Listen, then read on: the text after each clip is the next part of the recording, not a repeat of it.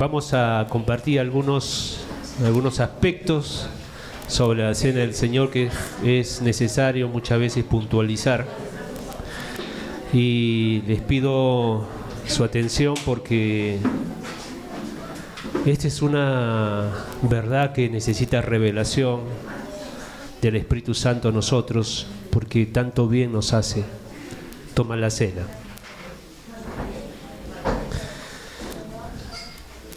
Hay muchos aspectos de la riqueza de tomar la cena del Señor.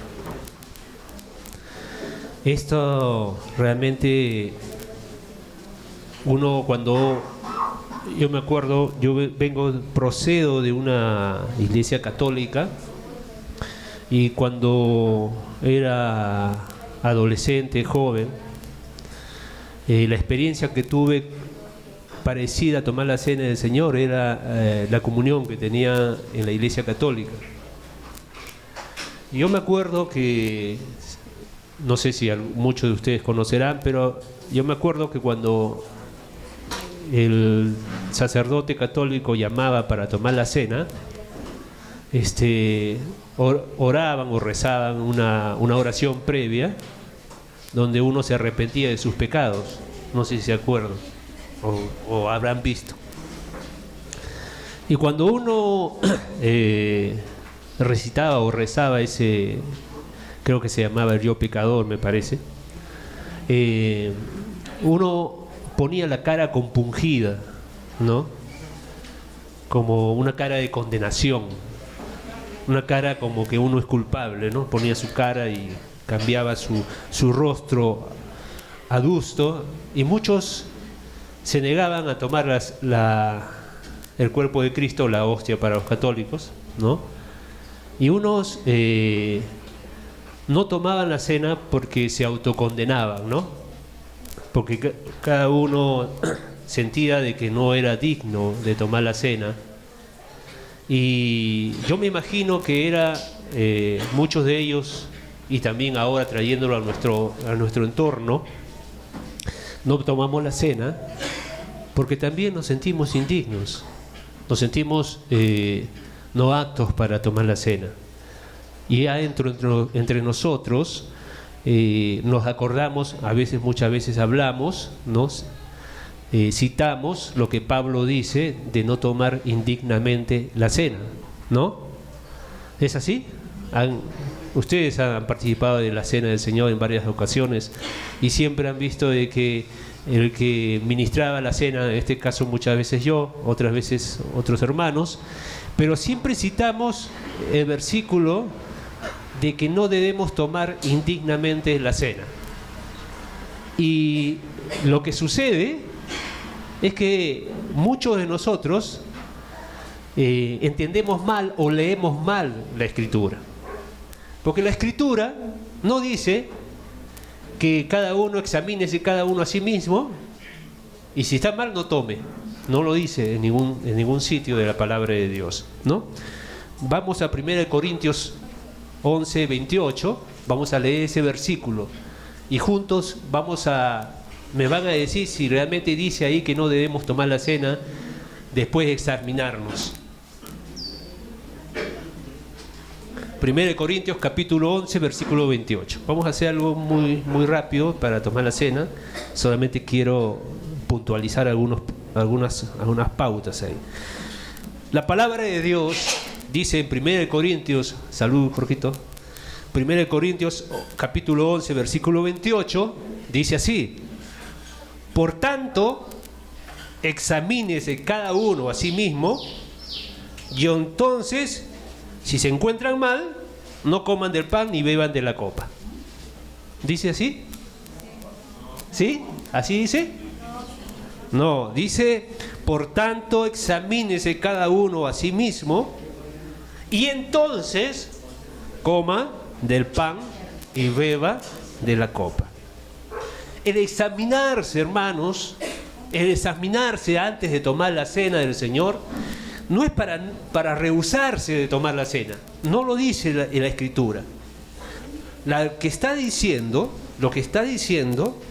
es más bien para tomar la cena. Porque dice, examínese cada uno a sí mismo y entonces coma del pan y beba de la copa. La cena del Señor no es para condenar, sino para reconciliar. ¿Está bien? O sea, la cena del Señor no es para que uno se autocondene, sino más bien es para que uno arregle, se reconcilie con Dios o se reconcilie con sus hermanos. Pero nunca está pensado por Dios o por Jesús para que no se tome la cena. Entonces, esta es una verdad que nosotros tenemos que tener. Porque, ¿qué pasa cuando yo rehúso tomar la cena? Imagínense que de repente me examino y veo que en mi mente hay algunas cosas que no me dejan en paz, no estoy tranquilo, ¿no? Pero, ¿qué pasa si yo me rehúso a tomar la cena del Señor? El rehusarse a tomar la cena del Señor significa que es parecido a decir, Señor, yo no pertenezco a ti. Yo no pertenezco a este cuerpo. Yo no tengo comunión con Cristo. Porque el que se rehúsa a tomar la cena del Señor está rehusándose a tomar la cena con Jesús. Y lo que le está diciendo, no, yo no quiero tener comunión con Jesús. ¿Está bien? ¿Se entiende? Si yo no quiero cenar contigo, por ejemplo, estoy rechazándote. ¿No es así? Si alguien tú le invitas a cenar y no quiere cenar contigo, no quiere asistir, se está negando, se está rehusando a tener comunión, una relación contigo. Y la cena nunca fue pensado para eso. Es más, Jesús decía, cuánto he deseado tomar esta cena con vosotros. El anhelo de Jesús es tomar la cena con sus discípulos. Entonces, no deberíamos nosotros rehusarnos a tomar la cena del Señor. ¿Hasta ahí está claro eso? ¿Sí? Entonces, lo que hace Pablo acá más se enfoca en que no debemos tomar la cena del Señor sin discernir el cuerpo. Eso es lo que Pablo está enfatizando en la Escritura. Entonces, la cena del Señor no es para ser rechazada, es para ser tomada por todos aquellos que un día fueron unidos a Jesús. Y obviamente porque forman parte del cuerpo de Cristo. Yo formo parte del cuerpo de Cristo, tú formas parte del cuerpo de Cristo. Entonces eres bienvenido a tomar la cena del Señor. No te puedes rehusar. No puedes rechazar de tomar la cena, porque estás rechazando a Cristo cuando no tomas la cena. Por ahí alguien va a preguntar, pero si uno está en pecado, ¿cómo? ¿Va a tomar la cena? Y entonces ahí vamos a que, en primer lugar, el énfasis de examinarse no es para no tomar la cena. El énfasis de Corintios 11, 1 Corintios 11, es para examinarse, para que entendamos que tomemos la cena, pero teniendo en cuenta, discerniendo el cuerpo de Cristo. Pablo advierte que el que toma la cena sin discernir el cuerpo de Cristo acarrea condenación para sí. Nosotros tenemos que estar claros que somos cuerpo de Cristo, que somos miembros unos de otros. Tú eres mi hermano, tú eres mi hermana, somos familia, somos cuerpo de Jesús, nos amamos, hay una relación entre nosotros porque Cristo es nuestro Padre, porque somos familia de Dios, porque yo necesito andar contigo, porque yo me alegro contigo, lloro contigo cuando las cosas vienen, cosas difíciles. Me hago uno contigo. Soy miembro, estoy para bendecirte, estoy para edificarte, estoy para ayudarte, estoy para transmitir a Cristo en tu vida. A través de lo que Dios me puede haber dado a mí, los dones o la palabra que Dios me reveló, te la transmito. Porque yo entiendo Efesios 4 del sacerdocio de los santos, entiendo que todos somos sacerdotes, entiendo que cuando una parte del cuerpo está enfermo, todo el cuerpo está enfermo. El día jueves hablábamos, ¿no?, que si tengo el hígado mal, ¿no?, si tengo el hígado con hepatitis, los ojos se ponen amarillos. ¿No es cierto, Mari? Pero los ojos no tienen hepatitis, los ojos. El que tiene hepatitis es el hígado. Los ojos no tienen hepatitis. Las manos se ponen amarillas, pero las manos no tienen el problema de inflamación o de una infección en el hígado, sino que el cuerpo se resiente cuando pasa algo en el cuerpo. Si alguien tiene un cáncer focalizado, las manos no tienen cáncer, los ojos no tienen cáncer, pero uno cuando le duele por el cáncer ajusta las manos, cierra los ojos de dolor y los ojos no tienen cáncer, ni las manos tampoco, pero el cuerpo siente, todo el cuerpo siente cuando un miembro está enfermo o está mal. Y esa es la conciencia que tenemos que tener todos en la iglesia. En la iglesia de Cristo somos cuerpo. Si alguien está mal, si alguien está bien, nos hacemos uno con él. Y Pablo está hablando que uno no debería tomar la cena del Señor sin discernir que somos cuerpo. Porque si no estuviéramos diciendo, yo soy mano y no me interesa lo que le pase al pie, no me interesa lo que le pase al ojo. Pero no, hermanos, somos cuerpo de Cristo. Por eso nosotros, eso es lo que espera el Señor, eso es lo que hablaba Pablo. Somos miembros unos de los otros. ¿Amén? En ese contexto de Pablo de Corintios, ¿qué es lo que pasaba? Dice que algunos iban a tomar una cena y algunos traían su bidón, traían su canasta llena de cosas y se ponían a comer solos. Llegaban a la reunión y se comían a poner solos, y a veces alguno que no tenía, no comía o comía poquito.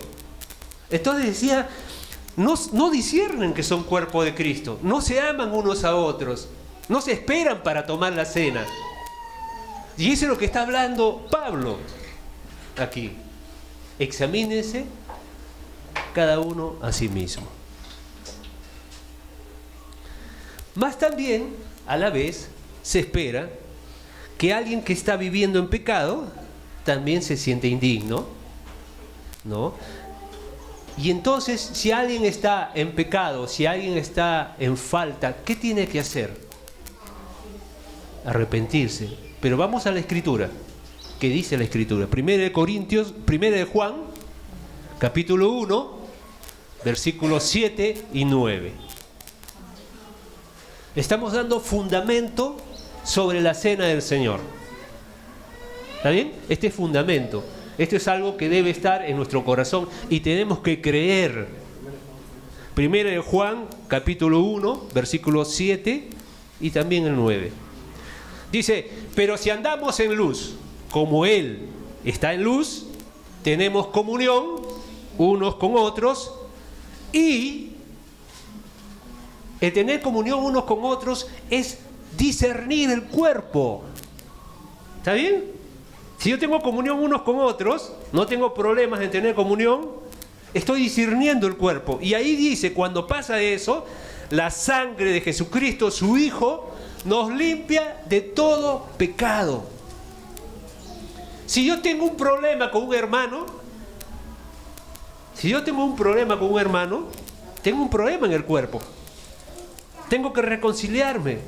Tengo que volver a restaurar la comunión con mi hermano.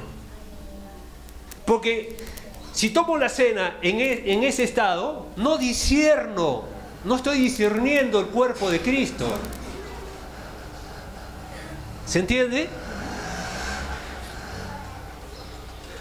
Y el versículo 9 dice, y si confesamos nuestros pecados, Él es fiel y justo para perdonar nuestros pecados y limpiarnos de toda maldad. Ahí están las dos cosas. Está el discernir el cuerpo, lo que hemos leído en versículo 7, y en el 9, si alguien está en pecado. Si confesamos, nos arrepentimos, ¿no? Jesús es fiel y justo. Fíjense en este detalle. La Escritura dice que Jesús es fiel y justo para perdonar. ¿Por qué no dice Jesús es bondadoso para perdonar? Jesús es bueno para perdonar.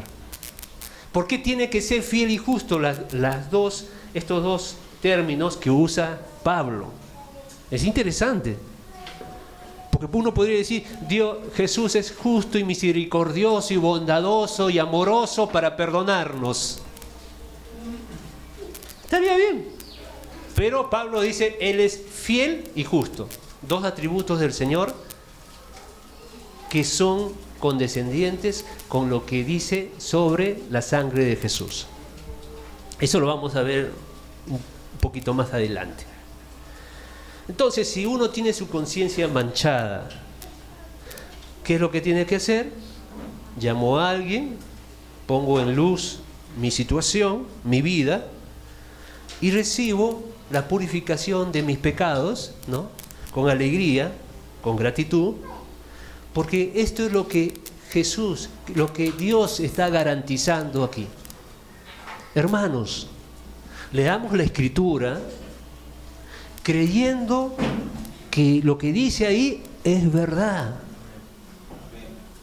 Cuando hacemos lo que dice Juan en su primera carta, va a pasar lo que dice ahí. ¿Está bien? Dios garantiza eso. Dios no está hablando así por hablar. Está diciendo el Señor que si tenemos comunión, si confesamos nuestros pecados, Él es fiel y justo para perdonarnos y limpiarnos de toda maldad. Y eso es lo que va a pasar cuando hacemos nuestra parte. Por favor, leamos eso con mucha gratitud, con mucho entendimiento. Dios va a hacer eso. Y yo necesito ser limpiado de mis pecados. Yo necesito ser perdonado. Yo necesito que se quite la autocondena de mi cabeza. Yo necesito paz en mi corazón. Porque cuando Jesús me perdona, cuando Dios me perdona, llega la paz del Señor como consecuencia de eso. Yo tengo que hacer mi parte para que Dios haga su parte. Dios no va a hacer su parte si yo no hago la mía. Dios no me va a dar paz si yo primero no hice mi parte. ¿Está bien? Dios es misericordioso, sí. Dios es amoroso, sí. Dios es bueno, sí. Dios desea lo bien para mí, sí. Pero yo tengo que hacer mi parte para que Él haga la suya. Debemos estar seguros de que Dios nos va a perdonar. Debemos estar seguros. Porque Dios, ¿quién es Dios? Dios es alguien que no miente. Dios es alguien que no cambia. Dios no muda. Dios es el mismo ayer, hoy y siempre. Y si Él dice que lo va a hacer, Él lo hará. Entonces tengo que creer. Y ahí está nuestra fe, esa fe que vence al mundo, en creer lo que dice la Escritura. ¿Amén? Amén. Entonces, hermanos, también aquí ten cuidado con tus sentimientos, ten cuidado con tus emociones. Lo importante es lo que Dios garantiza, es lo que Dios dice, no es lo que yo sienta. Yo puedo sentir que Dios no me perdonó, o puedo sentir que yo mismo no me perdono. Pero ¿dónde está la palabra que dice que tú tienes que sentir que tienes que haberte perdonado a ti mismo y sentir que Dios te perdonó? No lo dice. Pues hermanos, nosotros nos movemos por lo que la palabra de Dios dice y no por lo que nuestros sentimientos nos puedan jugar en contra. vale lo que dice Dios, no lo que yo siento. Yo puedo sentir muchas cosas, pero todo es por fe. Incluso cuando estoy en la presencia de Dios, hermanos, si te dispusiste, Dios está contigo, está hablando contigo. Ah, no, hermano, no siento que Dios me hable, porque no sucede nada sobrenatural, no viene un viento, no escucho voces. Pero ¿quién te ha dicho que tiene que pasar así? Todo es por la fe. Si Dios dice que está ahí, y yo lo creo. Y si Dios dice que me va a limpiar y va a purificar mi vida, mi alma, mi espíritu, yo lo creo. Pero tengo que hacer mi parte. Igual, cuando Jesús le dice a Josué, cuando Dios le dice a Josué, esfuérzate y sé valiente porque yo estoy contigo, hay algo que tengo que hacer. ¿Qué tengo que hacer? Esforzarme. Si me esfuerzo, Dios hace su parte. Si no te esfuerzas, Dios no va a hacer su parte.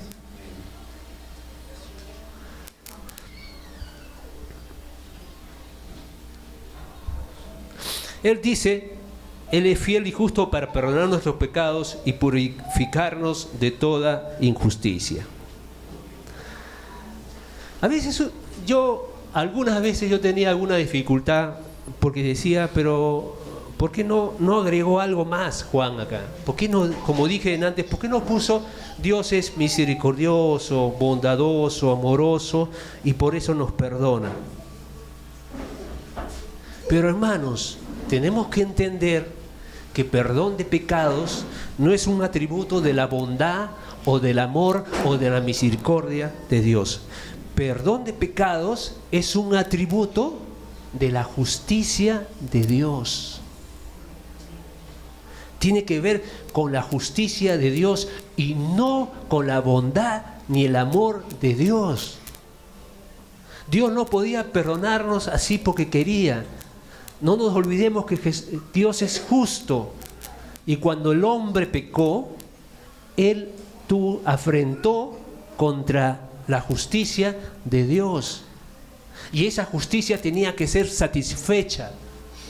Por más que Dios nos amara, por más que Dios sea bueno, pero Él iba a descargar su ira contra el hombre. Solamente Jesús nos justificó, nos hizo justos delante de Dios. Y por eso Dios nos perdona, por eso Dios te ve a través de Cristo. No te puede condenar ahora porque tú estás en Cristo y Él no puede condenar dos veces por un pecado. Tus pecados fueron perdonados. Y si son perdonados porque ya castigó a Jesús, todos nuestros pecados estaban sobre Él y Él fue el castigo por nuestra paz. Ahora ahora yo soy justificado porque estoy en Cristo. Porque Cristo pagó mi culpa. Entonces Dios no me puede condenar por lo mismo, sino Dios sería injusto. Y Dios es justo. Dios no puede condenar dos veces por un mismo pecado a dos personas. Entonces, esto es muy importante, hermanos. Yo no me puedo condenar. Jesús ya me justificó. Jesús me justifica. Si yo me arrepiento, se va a la condenación. Yo no tengo por qué sentirme condenado, porque Jesús murió por mí. Y Satanás quiere robar esa verdad de nuestra mente, de nuestro corazón. Él intenta robarnos esa confianza que tenemos, esa seguridad que dice Jorge, que tenemos, que estamos seguros que Dios nos ama y que Jesús ha muerto por nosotros, nos ha justificado y ahora estamos en Cristo Jesús. Entonces esa verdad no debe perderse de nuestro corazón. Tenemos que andar en esa confianza. Si es así, yo me puedo acercar a Dios, ¿no? ¿Qué pasa cuando uno tiene culpa? Antes, cuando uno, por ejemplo, hacía algo malo, se escondía de su papá, se escondía de su mamá, ¿no? Porque le iba, ¿no? Claro. Entonces uno se escondía. Pero nosotros actuamos parecido a veces con Dios.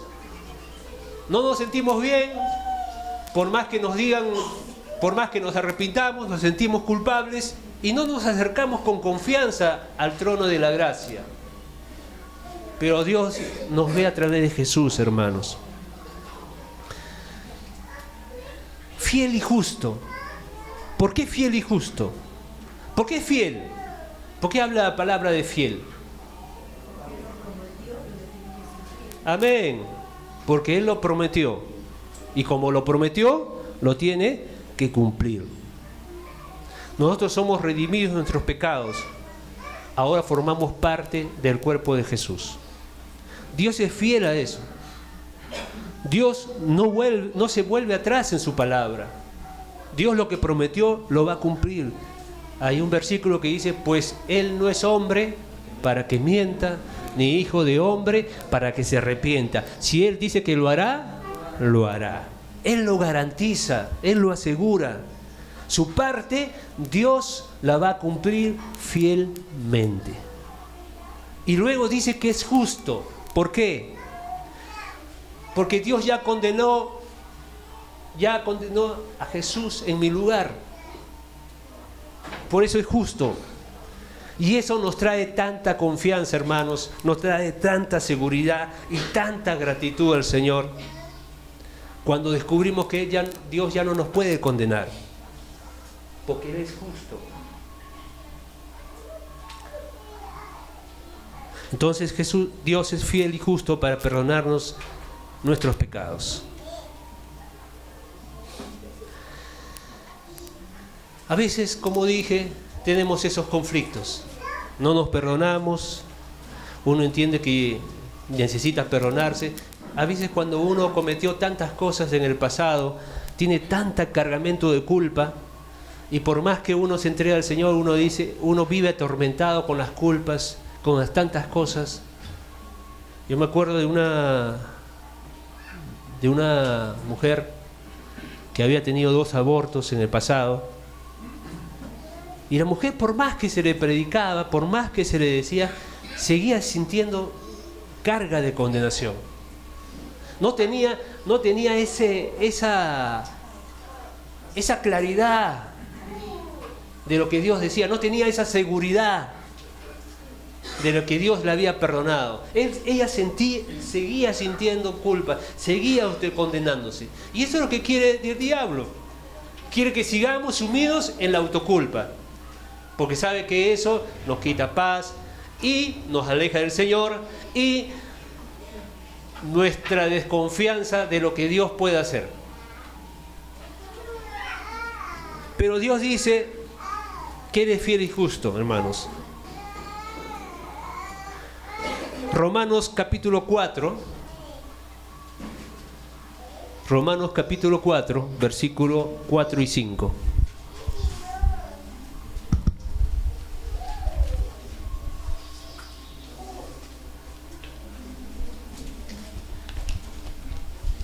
Romanos capítulo 4, versículo 4 y 5. Voy a leer en la Biblia de las Américas. Dice así la palabra de Dios. Ahora bien, al que trabaja, el salario no se le cuenta como favor, sino como deuda. ¿Entienden eso? ¿Se entiende? ¿No? Por decir, a ver, Berito trabaja, ¿no? Y yo le tengo que pagar un salario. Pero ese salario que le voy a pagar no es un favor que le estoy haciendo, sino yo le debo. Es lo que le corresponde. Le tengo que pagar porque le corresponde. Y eso es lo que está diciendo la palabra. Dice, ahora bien, al que trabaja, el salario no se le cuenta como un favor, sino como deuda. ¿Ahí se entiende? Sí. Ya. Pero después dice el versículo 5, y dice otro caso, mira. Mas al que no trabaja, pero cree en aquel que justifica al impío, su fe se le cuenta por justicia. Ahora, el versículo 4 está hablando de alguien. ¿De quién está hablando? ¿De quién está hablando? Sí, de una persona, pero ¿a quién está significando esa persona? ¿Ah? Está hablando de Jesús. Jesús fue el trabajo penoso de su alma. Él trabajó. Y el Padre tuvo que exaltarlo. No le hizo un favor. No fue condescendiente con su hijo, sino le debía, tenía que hacerlo. Sí o sí tenía que hacerlo. Porque él había trabajado, Jesús. El título que le dio del nombre que está sobre todo nombre, no era un favor que Dios le estaba haciendo al hijo. Era un deber, tenía que hacerlo. No había forma. Y ahora, ¿de quién está hablando el versículo 5? Mas al que no trabaja, pero cree en aquel que justifica al impío, su fe se le cuenta por justicia. Del pecador. De nosotros. O sea, nosotros no tuvimos que trabajar. Pero se nos imputa la justicia, recibimos la justicia de Jesús. Sin merecerlo. ¿Quién lo dijo? Es importantísimo. Sin merecerlo. Se nos imputa, se nos otorga la justicia de Jesús. Qué interesante este versículo. Muy interesante, ¿no? Porque habla para que el que trabaja, ¿no? El salario no es favor, sino una deuda. Ahora, no te lleva a relacionar este versículo con Filipenses capítulo 2 del 9 al 11, donde dice, por lo cual Dios también le exaltó hasta lo sumo y le dio un nombre que es sobre todo nombre, ¿no? Esa acción de Dios no fue un favor que le hizo a Jesús. El Padre Celestial no le estaba haciendo un favor a Jesús. Era un deber de Dios. Dios tenía que exaltar a su Hijo, porque Él trabajó, porque Él era digno, porque no se encontró en su boca engaño alguno. Jesús era tan digno como era su Padre. Uno se acuerda en Apocalipsis 5 cuando están postrados todos están postrados, dicen los ancianos, todos postrados en Apocalipsis 5. Y dice que está el libro y no hay nadie para abrir el libro. Porque el que tenía que abrir el digno tenía que ser santo, puro, sin mancha. Y nadie se sentía digno. Romano dice que no había justo ni aún uno. Y así que cuando en Apocalipsis 5 todos están postrados y nadie se levanta para abrir el libro. Porque tenía que ser alguien santo, perfecto, el único que podía abrir el libro. Y todos están postrados, pero había uno que estaba de pie. Y ese era Jesús. Porque Él era el único digno de abrir el libro. Ese es nuestro Jesús. Era tan digno como el Padre Celestial. Así que Él no tenía que postrarse delante del Padre, porque era tan digno como Él. Y el Padre tuvo que darle ese nombre. Un nombre que está por encima de todo nombre, para que en nombre de Jesús toda rodilla se doble. De los que están en la tierra, los que están en el cielo y los que están debajo de la tierra. Pero eso era algo que Jesús se merecía. Hermanos, nosotros no trabajamos. No había mérito alguno en nosotros. Nosotros éramos culpables. No hicimos nada. Fue Jesús el que trabajó.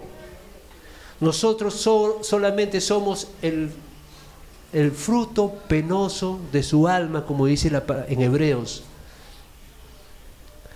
Y el Padre le tuvo que pagar por su trabajo, exaltando el nombre de Jesús.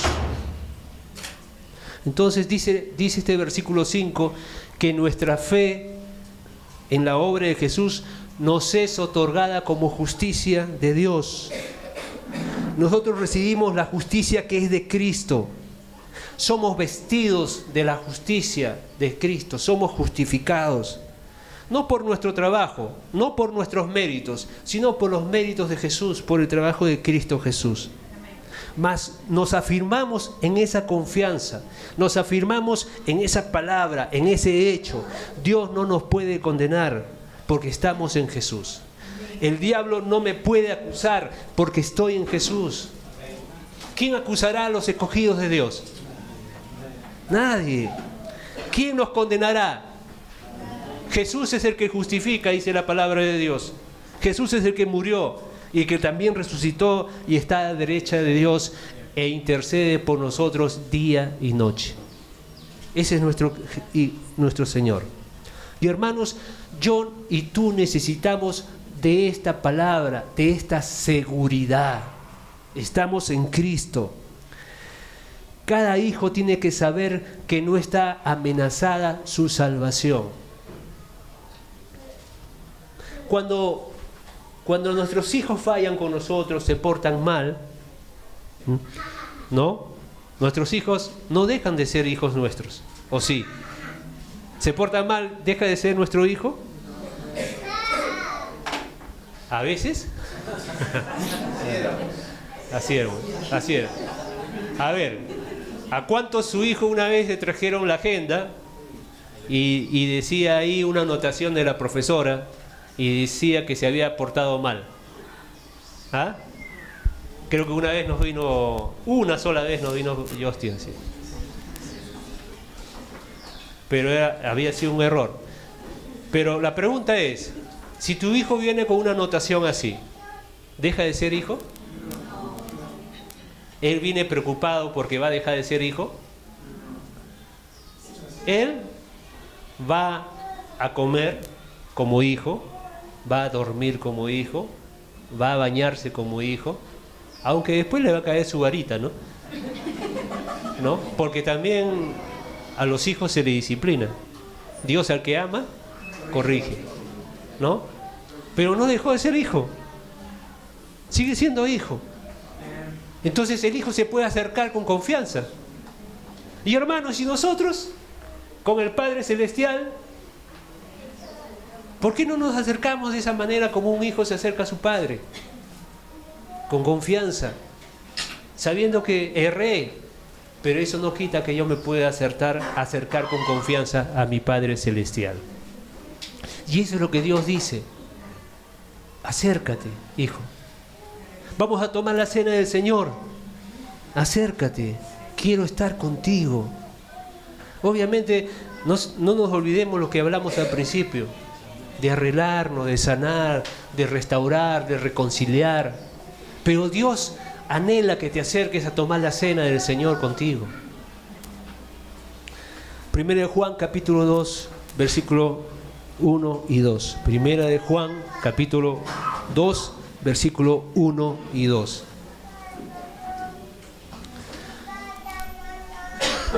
Hijitos míos, estas cosas os escribo para que no pequéis. Pero mira lo que viene. Y si alguno hubiera pecado, o sea, Juan cuenta de que vamos a pecar, ¿no?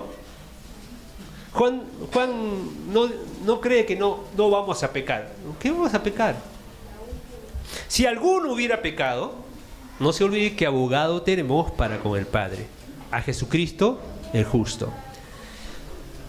Y Él es la propiciación por nuestros pecados, y no solamente por los nuestros, sino también por los de todo el mundo.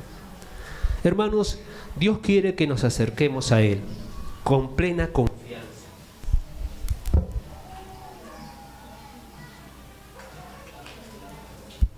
En plena certidumbre de fe. Que nos aproximemos de su gracia, siendo participantes de su herencia, poseamos esto con fe, en la obra de nuestro amado Señor Jesús.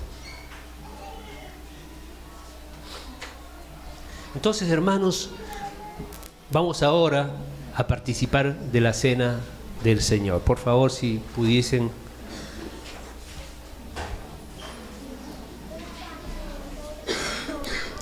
Mientras los hermanos van a traer y van a disponer, ¿qué les parece que tengamos un tiempo de oración? Ahí hagan grupos pequeños, vamos a orar, vamos a agradecer al Señor por lo que Él hizo y vamos ahí a proclamar y orar en comunión. Sí, buena la indicación. La cena del Señor es para los discípulos y obviamente el efecto que sucede, que Dios promete hacer, va a ser en los discípulos, ¿no? Los que no somos discípulos, los que no son discípulos, nos abstenemos de tomar. Pero eso no es para hacer separación, sino más bien para alentarnos a querer ser parte del cuerpo de Cristo, a querer ser parte de la familia de Dios. Entonces, hermanos, vamos a tomar la cena, hagamos un grupitos.